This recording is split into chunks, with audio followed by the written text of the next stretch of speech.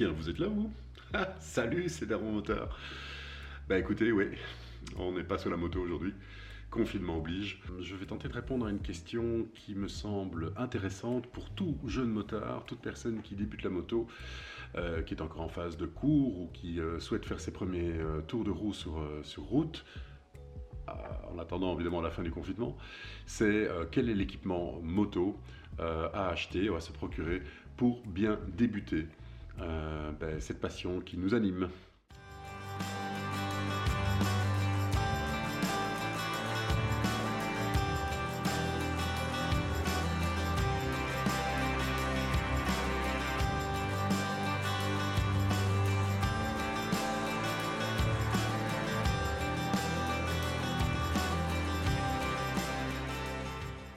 Alors avant toute chose, il faut savoir que si vous passez votre permis moto, il y a bien sûr un équipement de base à avoir, qui est l'équipement légal que vous devez porter sur la route également. C'est le minimum, c'est ce que la loi vous impose. Cet équipement, il est composé de différents éléments. D'abord, en premier lieu, un casque. Ok, on y reviendra par la suite. Vous l'avez compris que c'est un élément fondamental. La deuxième chose, c'est d'avoir une paire de gants. Alors, de préférence, des gants moto avec des renforts, mais des gants au moins. Et la troisième chose, ce sont des bottes ou des chaussures hautes qui protègent la malléole. Donc il faut au moins que la malléole soit protégée et couverte par les chaussures que vous portez. Encore une fois, ce n'est pas une obligation d'avoir de l'équipement spécifique moto, à part le casque bien sûr, mais donc il vous faut des gants, il vous faut des chaussures hautes qui montent, qui protègent la malléole. C'est le minimum pour pouvoir rouler, pour pouvoir passer et au moins espérer obtenir votre permis. Si vous n'avez pas cet équipement, vous serez d'office refusé pour le passage du permis. En tout cas en Belgique, je ne sais pas si c'est la même chose du côté français ou dans d'autres pays. Donc mon expérience en la matière par rapport à l'équipement, quand j'ai commencé la moto il y a maintenant 2 ans, donc j'ai commencé avec une petite 125 sur un parking avec Xavier qui avait une petite 125 de son épouse qui s'était mis à la moto. J'ai commencé quelques tours de roue sur un parking privé un dimanche. Je me suis rendu compte très vite que ça allait être voilà, une de mes passions et forcément 2 ans après ça l'est. Mais donc à ce moment-là je n'avais pas d'équipement. Donc là j'ai décidé très rapidement de suivre le parcours pour obtenir mon permis gros cube, donc le permis A. Et la question de l'équipement s'est très vite posée à partir du moment où je me suis inscrit à la moto-école.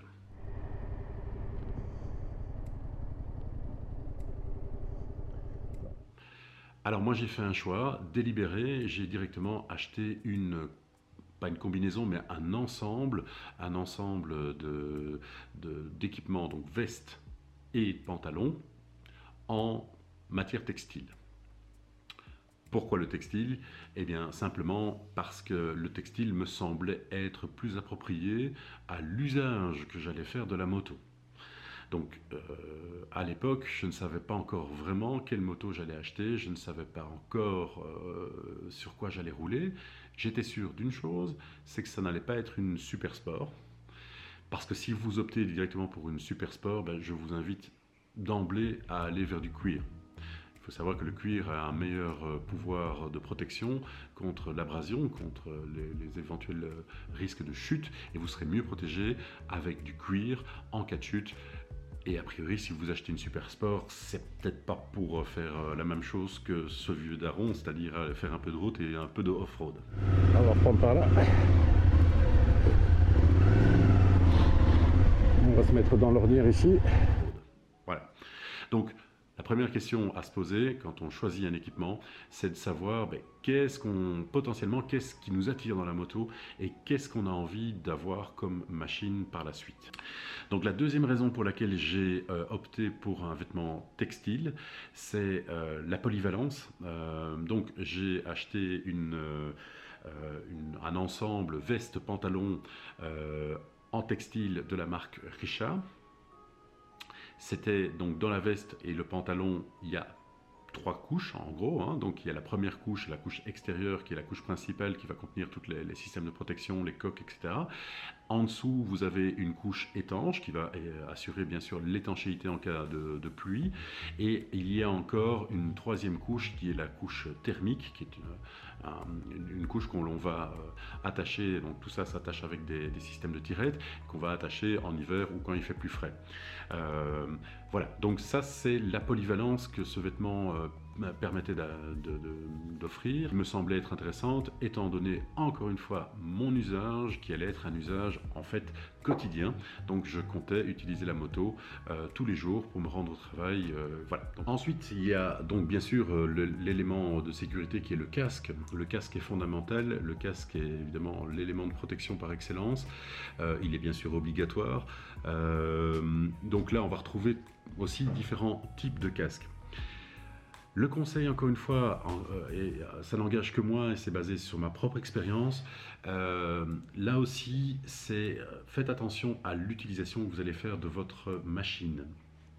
Si vous êtes, encore une fois, porté sur des machines plus typées sport, eh bien, allez de préférence vers le côté protection maximale qui est le casque intégral. Donc le casque qui va en fait recouvrir également le bas du visage, la mentonnière, et cette mentonnière ne va pas être mobile, elle va être fixe, elle va être vraiment en une pièce avec le reste du casque. Ça assure une meilleure protection, c'est plus efficace en cas de chute, et donc si vous êtes vraiment typé sport, allez vers ce genre de casque. Deuxième type de casque, c'est ceux que j'ai toujours eu, ce sont les casques dits modulables ou modulaires, donc où la partie inférieure du casque va pouvoir se relever. Alors, il y a différents systèmes, enfin en gros, c'est on ouvre le casque de manière à dégager le bas du visage.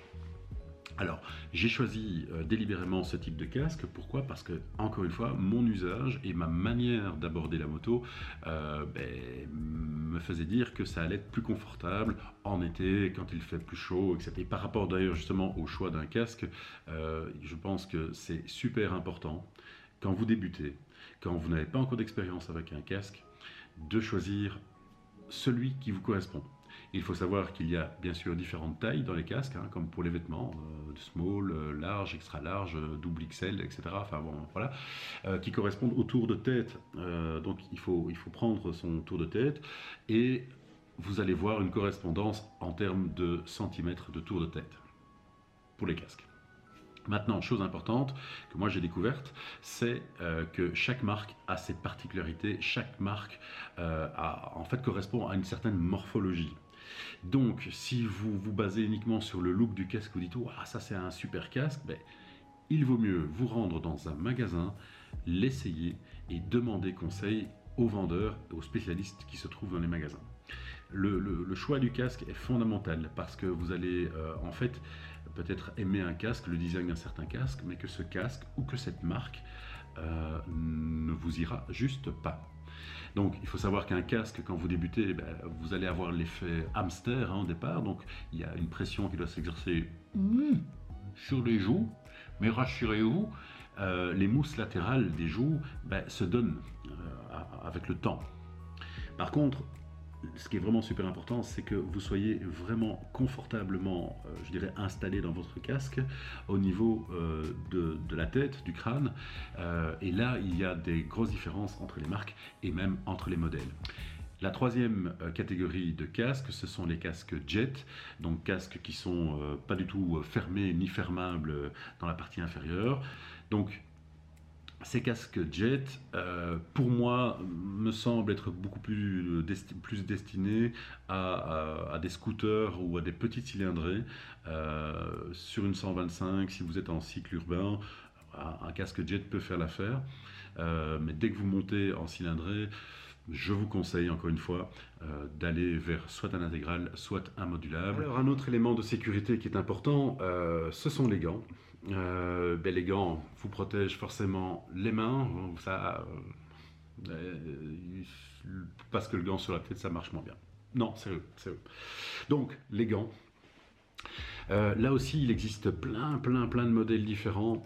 Pour débuter, tout dépend de la saison, mais si vous débutez pas en plein hiver, je vous conseille de prendre des gants relativement fins, mais qui protègent quand même, mais qui vont vous donner évidemment qui vont vous permettre d'avoir le ressenti sur votre embrayage, sur votre frein, sur les commodos, donc qui ne vont pas vous empêcher d'emblée de vous familiariser avec la manipulation des différents, du maniement du guide, de tous les éléments du guidon. Hein. Pour vous donner un petit exemple, moi j'ai commencé au mois d'octobre, fin octobre, début novembre 2017 la moto, les cours, et j'avais opté à ce moment-là pour des gants, donc ce sont des gants avec tissu et cuir, mais qui étaient mi-saison.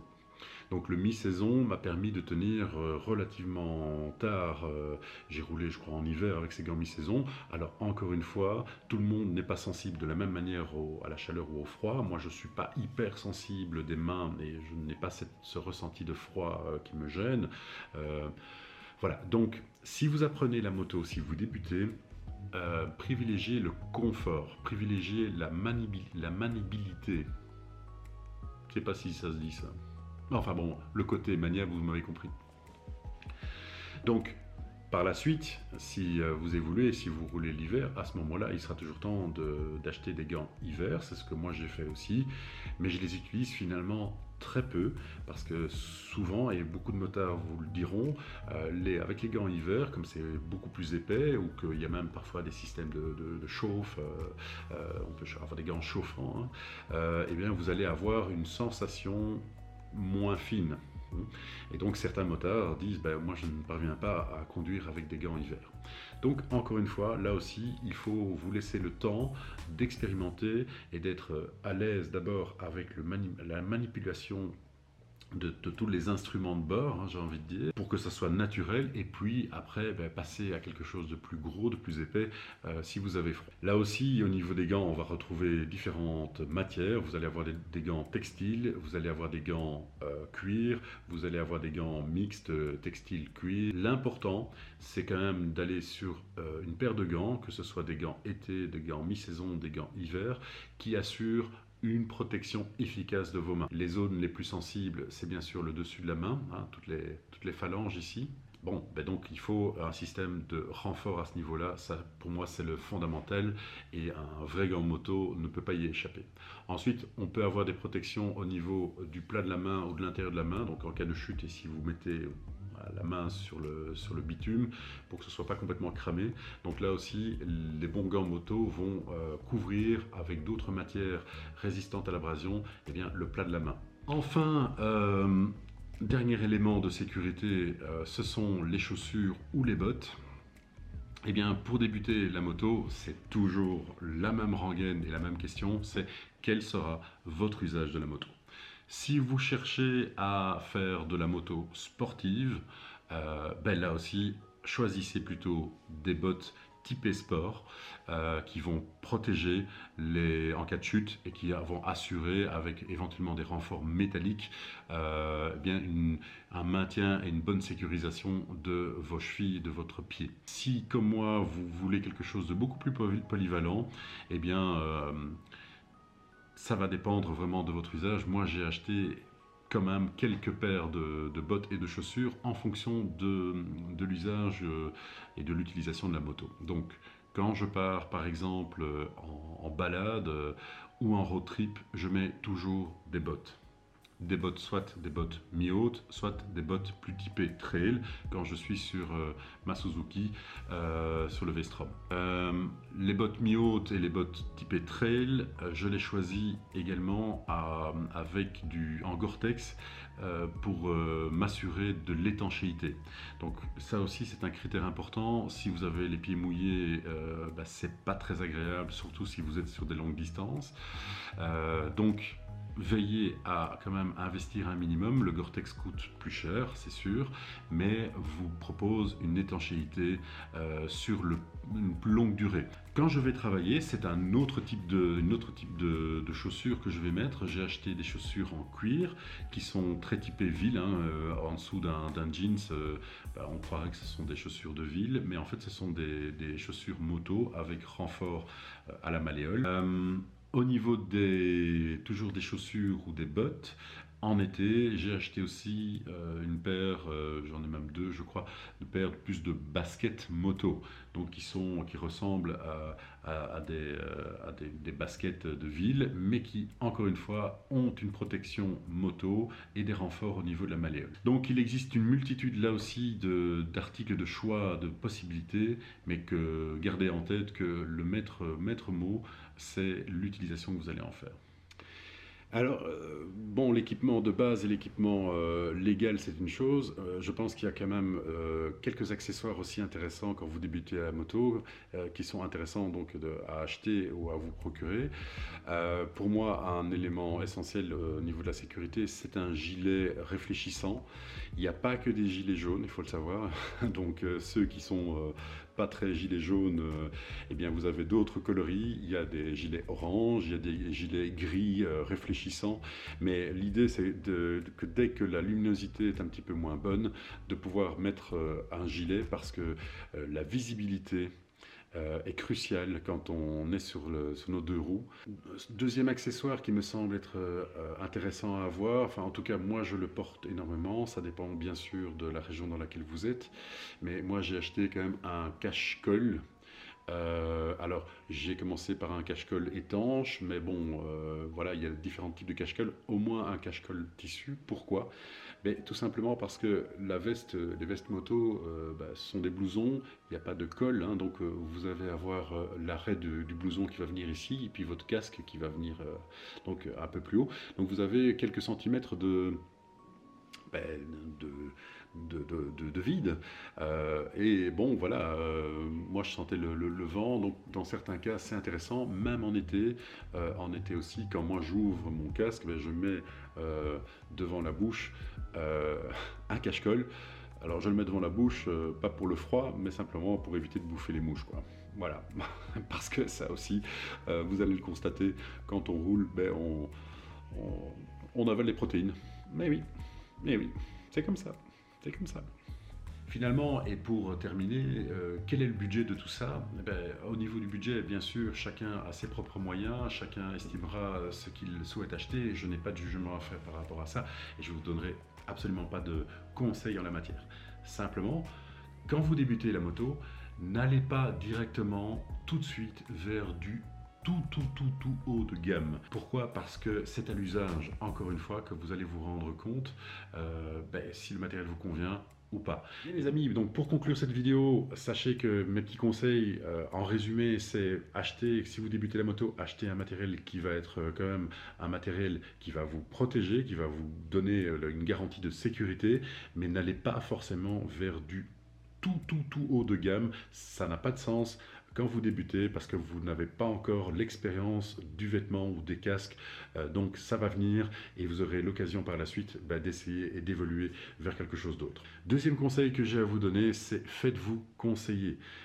Allez dans des magasins, essayez plusieurs marques, essayez plusieurs modèles et demandez aux vendeurs qui sont des professionnels, demandez leurs conseils, n'hésitez pas, n'achetez pas quelque chose qui va quand même vous coûter quelques centaines d'euros, hein. Un équipement de base, il faut savoir que moi personnellement j'étais aux alentours des 1000 euros pour avoir un équipement de base complet, hein, donc casque, veste, pantalon, gants et chaussures, mais c'est quand même 1000 balles, donc n'hésitez pas à demander conseil aux professionnels qui sont dans les magasins. Et finalement, mon troisième conseil qui moi m'a aidé quand j'ai débuté, j'avais la chance d'être bien entouré d'amis qui faisaient de la moto depuis longtemps, mais si c'est le cas, si vous avez l'occasion de discuter avec des motards plus expérimentés, eh bien faites-le, prenez les conseils, écoutez, soyez humble et puis écoutez et vous apprendrez. Bien, voilà les amis, ceci termine cette petite vidéo. J'espère que ça pourra servir à tous nos jeunes motards et tous ceux qui apprennent la moto actuellement.